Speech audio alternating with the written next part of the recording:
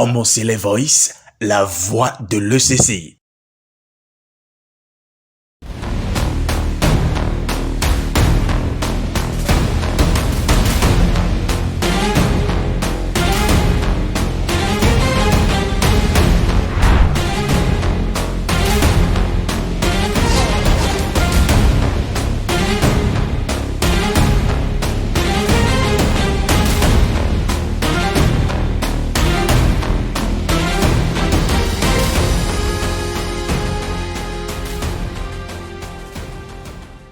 Shalom bien-aimés frères et sœurs en Christ, merci de nous rejoindre, alléluia, à vous dans le royaume des saints. Nous sommes sur Homocélé Voice, où nous allons probablement aujourd'hui finir avec la thématique du retour de Christ, après vous avoir donné, des clés par des révélations cachées, par des textes cachés dans la Bible, par lesquels nous comprenons mieux, qui est le Christ et sous quelle forme le Christ arrivera à la fin des temps sur la terre des hommes. Donc nous avons dit, dans l'émission précédente, selon 1 Thessaloniciens 4,16, que le Seigneur lui-même, à la voix d'un archange, descendra. Nous avons vu dans Apocalypse 10, cet archange si puissant qu'il est si géant, si grand, si immense, si grand que son pied droit est sur la mer, son pied gauche est sur la terre. Et lorsqu'il rugit, c'est ça la voix de l'archange en question, lorsqu'il rugit, les 7 tonnerres du trône de l'Éternel lui répondent. Et donc cet archange que nous appelons le chef de l'armée de l'Éternel, qui est si grand, qui est si puissant,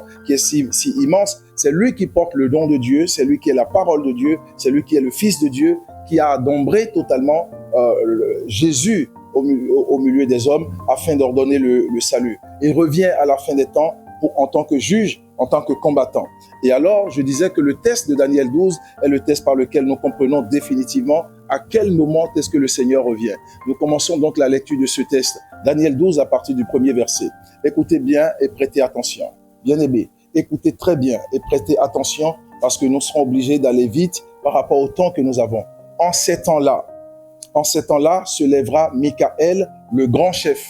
Bien-aimé, c'est vous qui l'appelez souvent archange. Quand la Bible parle de lui, la Bible l'appelle directement Michael. Michael, tel que nous l'avons expliqué, c'est celui qui est identique à Dieu. Parmi les fils de Dieu, les archanges et anges de Dieu, le seul qui porte le nom de Dieu en lui, au point où quiconque l'a vu a vu Dieu. Quiconque l'a vu a vu le Père. Son nom spirituel est Michael.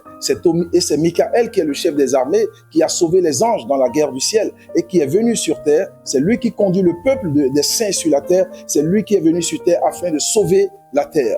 Et donc, c'est lui qui est véritablement le Seigneur. Que Dieu soit avec nous. Donc, en ce temps-là s'élèvera Michael.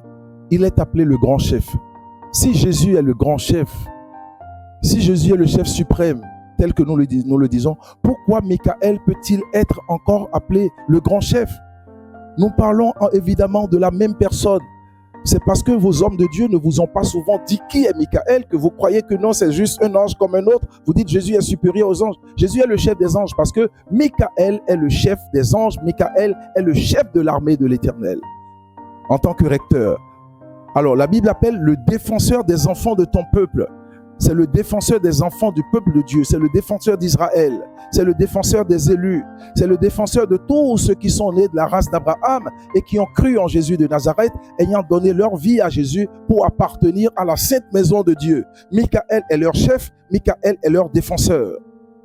Ce sera une époque de détresse telle qu'il n'y en a point eu de semblable depuis que les nations existent. Bien aimés, jusqu'à cette époque-là. Alors, quand nous parlons de période de détresse, selon vous, quelle fut la plus grande époque de détresse que la terre des hommes ait traversée depuis que les nations existent? Il y a eu plusieurs guerres. Il y a eu des guerres avant. On parle des guerres des Francs. On parle des guerres des Anglais. On parle des guerres de ci, des guerres de ça. Mais, bien aimé, de mémoire d'homme, il n'y a eu aucune guerre qui soit si meurtrière, qui soit si ravageuse comme les 2 guerres mondiales que nous avons connues. Et la première guerre mondiale qui a commencé en 1914 et qui s'est achevée en 1917 a d'ailleurs été appelée en ce moment-là la Grande Guerre. C'est la première fois qu'il y eut une telle destruction sur la terre des hommes à la Première Guerre mondiale. Mais la Première Guerre mondiale a été soldée, a été résolue je veux dire, contre l'Allemagne, puisque c'est l'Allemagne qui a entamé, je veux dire, la première guerre mondiale. Et donc, l'Allemagne a été jugée à tort. Et donc, il y a l'antéchrist qui va se lever encore d'Allemagne, qui s'appelle Hitler. De ce que l'Allemagne a été jugée, je veux dire, par défaut, Hitler va se lever en 1939 et va commencer une seconde guerre, qu'on appelle la Seconde Guerre mondiale, qui va cette fois-ci finir en 1945. Mais mon père, le prophète S.B.J. Yoshua, le plus grand prophète du XXe siècle, en termes de puissance, celui qui a ressuscité jusqu'à 18 morts, ce que personne n'a fait, celui qui a fait de grandes choses et qui a établi cette église de puissance, l'église des saints, il dit, la première guerre mondiale et la seconde guerre sont les mêmes guerres. En vérité, ça se comprend d'ailleurs. Ça se comprend totalement. Donc, puisque nous parlons de période de détresse, la première guerre à elle seule a fait plus de 10 millions de morts. La seconde guerre va en faire jusqu'à 27 millions. Mais entre les deux guerres, la période de détresse a continué. Nous avons eu la crise économique de 1929, où la bourse de New York a craché, où le monde entier était venu dans une récession. Nous avons eu en 1917, au moment où la première guerre était en train de terminer, nous avons eu la grippe espagnole, comme le Covid, sauf que la grippe espagnole a tué jusqu'à 50 millions de personnes.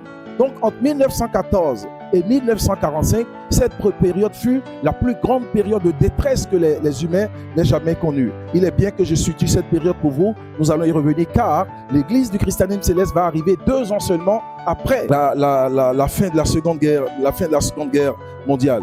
En ce temps-là, ceux de ton peuple qui seront trouvés inscrits dans le livre de vie seront sauvés. Voyez-vous, la Bible dit, en ce temps-là apparaîtra Michaël. Et la Bible dit que c'est quand Michaël viendra que ceux dont le nom ont été trouvés dans le livre de vie seront sauvés. Donc en définitive, c'est Michaël qui ordonne le salut.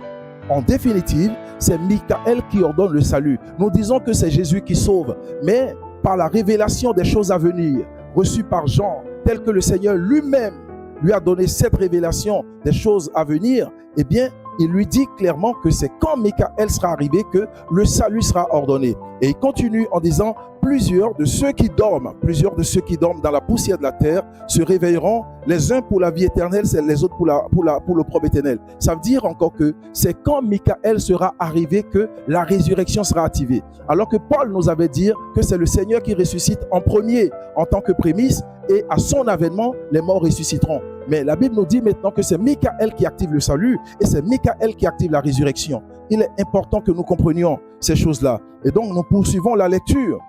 Ceux qui auront été intelligents brilleront comme la splendeur du ciel. Les intelligents en Christ, ceux à qui l'Éternel aura donné la sagesse de comprendre les profondeurs des choses cachées de Dieu, ils brilleront comme des étoiles. Et bien évidemment, Dieu a donné à Abraham d'avoir des enfants qui sont des étoiles, c'est-à-dire qui sont des anges. Ils sont lumineux comme des anges. Ils brilleront à toujours, à perpétuité. C'est-à-dire que la gloire de Dieu est sur elle, la vie éternelle les accompagnera, la lumière de Dieu est sur ces âmes-là à perpétuité. Et il dit, alors, toi Daniel, tiens secrète ces paroles et scelle le livre jusqu'au temps de la fin. Plusieurs alors le liront et la connaissance augmentera. Bien-aimé, je dis ceci. Tous les hommes de Dieu qui ont commencé à interpréter Apocalypse avant que nous n'arrivions au temps de la fin, vous avez menti. Vous avez menti, vous avez menti, vous avez menti, car le livre a été scellé. On ne peut pas le comprendre. Il a été dit que le livre soit scellé jusqu'au temps de la fin. Mais à partir des temps de la fin, eh bien, l'intelligence de l'Éternel viendra nous ouvrir les nôtres. L'intelligence de Dieu ouvrira notre intelligence pour que nous lisions et alors la connaissance augmentera. Le Saint-Esprit lui-même fera augmenter la connaissance des choses cachées à la fin des temps. Lorsque le moment sera venu, je veux dire, d'ôter le sceau qui a été posé sur le livre. Ce qui me désole et dont je parle souvent, c'est que des gens ont commencé à interpréter, je veux dire, les mystères de Dieu, alors que la vérité de Dieu n'est pas encore arrivée, le temps n'est pas arrivé. Et donc, il y a eu beaucoup d'erreurs dans l'interprétation de la parole de Dieu. Je veux dire par ces personnes-là, que Dieu soit avec nous. Alors, et moi, Daniel, je regardais et voici. 2 autres hommes se tenaient au debout, l'un à deçà du bord du fleuve, l'autre au-delà du bord du fleuve. L'un d'eux prit la parole et dit à l'homme vêtu de lin. L'homme vêtu de lin, c'est le Seigneur qui est au milieu. Le Christ apparaît toujours en figure de 3. L'homme en deçà du fleuve, c'est le témoin de gauche. L'homme au-delà du fleuve, c'est le témoin de droite. Ils étaient donc 3 se tenant au-dessus des eaux, le Seigneur en robe blanche étant au milieu. L'un d'eux prit la parole et posa la question au Seigneur, selon la vision que Daniel avait dans le livre de Daniel 10, quand il a croisé Michaël, ce que Gabriel est venu lui expliquer. C'est là que cette révélation de Daniel 12 est arrivée. L'un d'eux prit la parole et demanda, quand sera la fin de ces prodiges? Et j'entendis l'homme vêtu de l'air qui se tenait au-dessus des eaux. Il leva vers les cieux sa main droite et sa main gauche. Il jura par celui qui vit éternellement que ce sera dans un temps des temps, la moitié d'un temps. Bien-aimé peuple de Dieu, voici un dénominateur de temps qui est dans la Bible. C'est dans Daniel 7, on ne le comprend pas. C'est dans Daniel 12, on ne le comprend pas. Un temps, c'est un siècle. Des temps, c'est le pluriel parfait, incompressible de la numérologie sacrée qui est le 9. Nous mettons le 1 pour un siècle et puis nous mettons le 9 pour des temps à côté et ça fait 9. Et la moitié d'un temps, c'est 50 ans. Ça fait 1950. L'année 1950 aura été résolument l'année où la fin des temps va être activée. Merci de nous avoir suivis, bien-aimés frères et sœurs, sur ce 4e numéro. Je vous retrouve très prochainement, je veux dire pour le 5e numéro qui nous permet d'élucider définitivement le mystère du retour du Seigneur sur le livre de Daniel 12.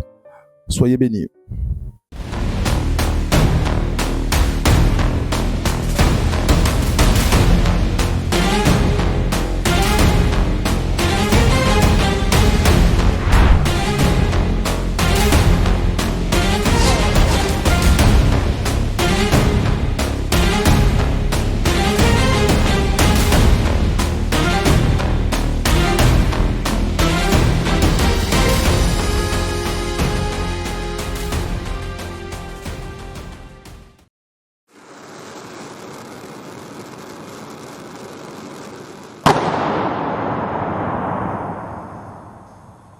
Homo Voice, la voix de l'ECCI.